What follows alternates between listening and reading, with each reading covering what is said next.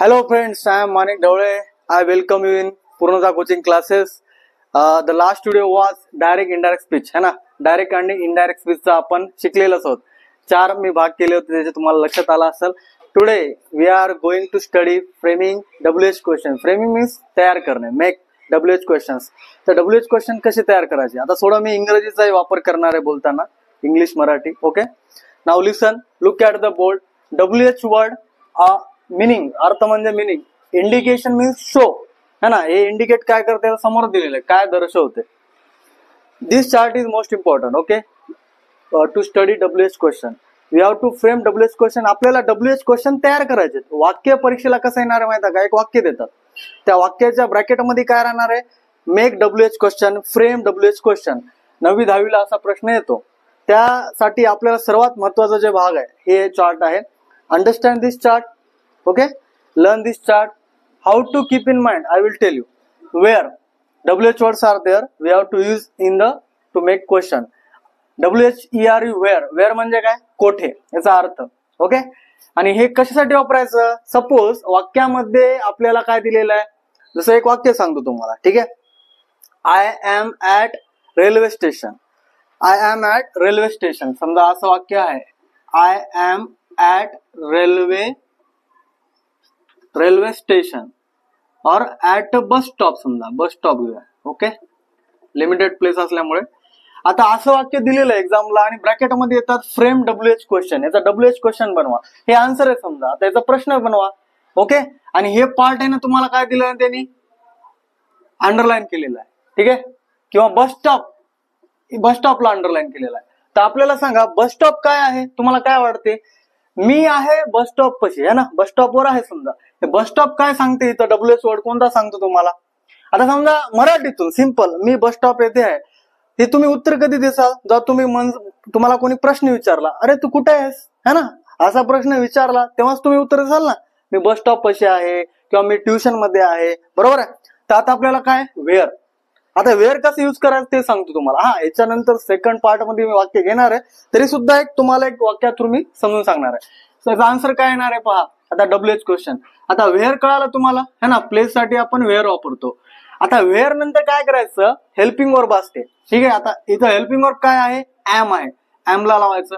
नंतर आहे जे मेन पार्ट आहे, कोणता, सब्जेक्ट पार्ट, नाउन पार्ट, त्याला घ्यायचं. आणि नंतर जे उरलेला भाग आहे, आणि हे जे अंडरलाईन पार्ट असतो त्याला घ्यायचं नाही है ना. त्याच्या ठिकाणी आपण काय करायचं, WH वर्ड त्याला पाहून सिलेक्ट करायचा.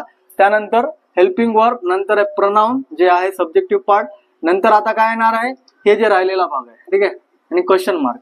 वेअर एम आय ऍट सांगायचा मतलब आहे. हे स्वतः एक वाक्य घेतलेलं आहे मनाने.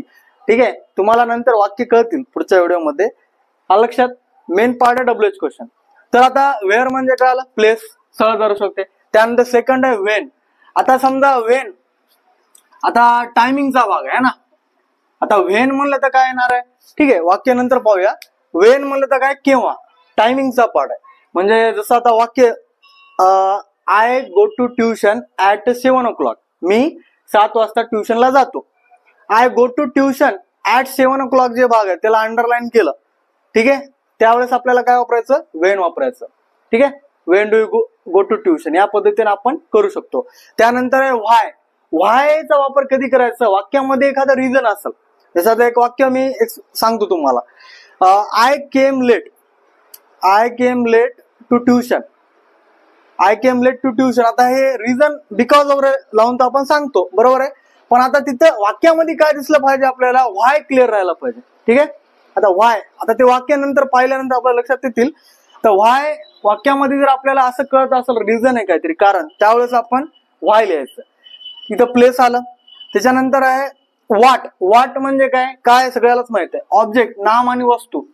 ठीक आहे, आता वाक्या थ्रू आपल्याला या गोष्टी कळतील. सध्याला आपण काय करूया, अर्थ पाहूया वाक्याचा. वाक्याच्या अर्थामध्ये आपल्याला जसं आता व्हॉटचं एक पाहूया आपण. समजा ठीक आहे, जसं माय नेम इज, समजा माय नेम इज मानिक. ओके, हे वाक्य आहे समजा, माय नेम इज मानिक. आता बघा, आणि हे जे मानिक जे आहे, ठीक आहे, त्याला मी अंडरलाईन केलेलं आहे आणि आता WH क्वेश्चन करायचं. तर काय करणार, आता नाव आहे ना, नाव. आता तुम्हाला सांगितलेलं आहे नाव असल्यावर आपण पाहायचं इथं कुठं आहे, आता इथे हे व्हॉट कुठे आहे, हे पार्ट आहे. आता याच्यामध्ये हे नाम, समजा तुम्ही चार्ट पहिलं स्टडी केलेला असेल तर तुम्हाला फायदा काय होईल, तुम्ही बघणार आहे नाम आहे, नाम आणि वस्तू, नामासाठी काय वापरलेलं आहे, व्हॉट वापरलेलं आहे. मग तुम्ही बघता अरे नाऊन आहे, नाम आहे, मग काय करायचं व्हॉट. ठीक आहे, मग हेल्पिंग वर आलं इज. आता माय नेम आहे ना, माय नेम लिहिलं तरी चालते, पण माय नेम लिहू नका, कारण की तुम्ही स्वतःच प्रश्न विचारणार ना, मग असं होते. What is my name, what is my name, my name is Manik. तसं नाही, व्हॉट इज युअर नेम या पद्धतीने करूया. मायचं काय करूया, युअर करूया, आणि नेमला नेम ठेवूया, आणि क्वेश्चन मार्क. या पद्धतीने आपण सॉल्व्ह करू शकतो. आता सगळेच वाक्य मी तुम्हाला काही सांगणार नाही, 1-2 वाक्य अशा पद्धतीनं समजून सांगणार आहे. ओके, काही लिमिटेशन असल्यामुळे जागेची मला ते व्हायचं वाक्य करता आलं नाही. त्यानंतर आहे व्हॉट झालं, नंतर आहे हू. ठीक आहे, आता हू म्हणजे कशासाठी आहे, नाम आणि व्यक्ती. आता बघा, नाम वस्तू झालं, नाम व्यक्ती झालं, एवढं जास्त कॉम्प्लिकेट करायचं नाही. सगळ्यात महत्वाचं काय ध्यान ठेवायचं, ही जी इंडिकेशन आहे, ठीक आहे, पर्सन. ठीक आहे, आता जसं उदाहरण आहे, तू कोण आहेस, है ना, मी इंजिनियर आहे, आय एम अ टीचर. समजा आय एम अ टीचर दिलेलं आहे, काय दिलेलं आहे, आय एम अ टीचर.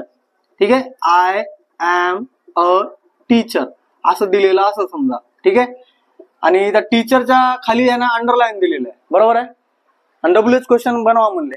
आता तुम्ही काय करणार, अंडरलाईन पार्ट पाहणार, हे तर टीचर आहे ना. आता व्यक्ती आहे ना, पर्सन. आता तुम्ही काय करणार, आता इथं बी नाम आहे, इथं बरोबर आहे, दोन्हीकडे. पण आता इथं काय येणार आहे, प्रश्न बघायचा आपण, मी शिक्षक आहे, तुम्हाला प्रश्न मराठीतून विचारला असेल तर काय विचारणार आहे, तुम्ही कोण आहात, है ना. मग कोणला शब्द काय, हू. मग इथं काय करायचं, डब्ल्यूएच हू, आणि इथं हेल्पिंग वर लावा पहिलं. ठीक आहे, पोरं काय करत गडबडीत हू आय एम असं करतात, असं करायचं नाही, हे चुकून जाते. पहिलं काय करायचं, हू घेतलं, त्याच्यानंतर आहे हेल्पिंग वर्ब जे आहे एम, नंतर आय. ठीक आहे, या पद्धतीने नंतर क्वेश्चन मार्क द्यायचा. हू एम आय, मी कोण आहे. आता मी कोण आहे, मी शिक्षक आहे, मी स्वतःच म्हणाल. आता दुसरे युअर पण म्हणू शकतात. ठीक आहे, ते आपण पार्ट सेकंड सेंटेन्स म्हणजे सेकंड पार्ट मध्ये सगळ्या गोष्टी क्लिअर होतील तुमच्या राहिलेल्या. हूचं झालं हुम. आता हुम म्हणजे काय, तर कोणाला. ठीक आहे, आता इथे नाम आहे, कर्म आहे, आणि द्वितीय विभक्ती लिहिलेलं आहे, कन्फ्युज व्हायचं नाही. द्वितीय विभक्ती म्हणजे काय, मराठीतून सला, ते सला नाही, ते प्रत्यय. म्हणजे जसं आता बघा, इथं काय कोणाला आलं, हे ला जे आहे हे काय प्रत्यय असतो. ठीक आहे, कोणाला, त्या पद्धतीने. इथं बघा, इथं षष्टी विभक्ती खाली, लगेच षष्टी विभक्ती, चा, ची, चे, च्या, ची, हे प्रत्यय असतात. ठीक आहे, मराठीतून शब्दाला लागलेले, त्यानुसार बी आपण काय ओळखू शकतो की यार हे याला लावायचं का नेमकं, है ना. आता समजा मला असं आहे, हुम आहे, हुम म्हणलं तर काय कोणाला. आता ते वाक्यामध्ये अजून क्लिअर होईल पुढच्या. त्यानंतर आहे हुज म्हणजे काय, कोणाचा, कोणाची, कोणाचे. पॉझेसिव्ह म्हणजे वस्तू आहे. आता कार असेल, है ना, कार आहे, दिस इज माय कार. ठीक आहे, असं म्हणू शकतो मी. प्रश्न काय होणार आहे, हुज कार इज दिस, या पद्धतीने का, whose car is this, this is my car, है ना. हे प्रश्न झाला, उत्तर झाला. म्हणजे क्वेश्चन आणि आन्सर या पद्धतीने डब्ल्यूएच क्वेश्चन करायचं असतं, नॉर्मल असते, काही तेवढं अवघड नाही. विच म्हणजे कोणता, म्हणजे थिंग्स.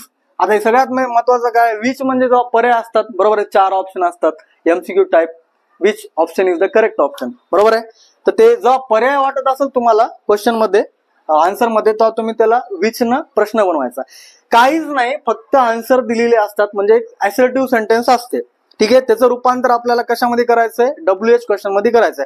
त्या क्वेश्चनला आन्सरला अप्रोप्रिएट क्वेश्चन आपल्याला बनवायला शिकायचं. ठीक आहे, अर्थात मिनिंग्स महत्वाचे आहेत. विच म्हणजे कोणता झालं, हाऊ कसा. आता मॅनर दाखवते, हाऊ म्हणजे समजा एखादी पद्धत आहे, रीत पद्धत. आता मी इंग्रजी बोलतो, है ना, आता माझी पद्धत आहे बोलण्याची, स्लो फास्ट कशी राहू शकते, है ना. How you are speaking. ठीक आहे, या पद्धतीनं. नंतर हाऊ मेनी किती, काउंटेबल मोजता येणारी, आणि दुसरं खाली हाऊ मच. या दोन्ही मध्ये मुलांना खूप कन्फ्युजन असते, हाऊ मेनी आणि हाऊ मच. हाऊ मेनी म्हणजे किती, हाऊ मच म्हणजे किती. फक्त दोन्ही मध्ये डिफरन्स काय, काउंटेबल आणि अनकाउंटेबल. आता दूध आहे, मिल्क, मिल्कला मोजू शकतो का मी, 1, 2, 3 असे दूध म्हणू शकतो का, मिल्कला नाही. साखरलाही मोजू शकत नाही, बरोबर आहे. म्हणजे काउंटिंग म्हणालो, म्हणजे नंबर मध्ये काउंटिंग. अनकाउंटेबल जे भाग आहे ते हाऊ मच मध्ये येते. मिल्क साठी हाऊ मच येणार, शुगर साठी हाऊ मच येणार, आणि हे जे हाऊ मेनी आहे ते कोणासाठी येणार, ज्याला आपण नंबर मध्ये काउंट करू शकतो. जसं 1 ऍपल आहे, 2 ऍपल आहे ना, 1 ऍपल, 2 ऍपल, 3 पेन, म्हणजे ज्यांना आपण या पद्धतीने आपल्याला ध्यानात ठेवायचं. नंतर आहे हाऊ फार, किती दूर, है ना, डिस्टन्स दाखवत असेल, अंतर, तर त्यावेळेस हाऊ फार वापरायचं.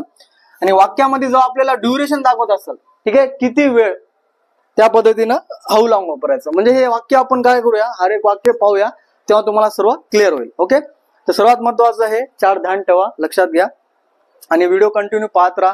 व्हिडिओ कसा वाटला, व्हिडिओ आवडला असेल व्हिडिओला नेहमीप्रमाणे लाईक करा, सर्वांसोबत शेअर करा आणि कॉमेंट्स मध्ये काही डाऊट असेल तर विचारू शकता. आणि पूर्ण कोचिंग क्लासेस या आमच्या युट्यूब चॅनलला अवश्य सबस्क्राईब करा. धन्यवाद.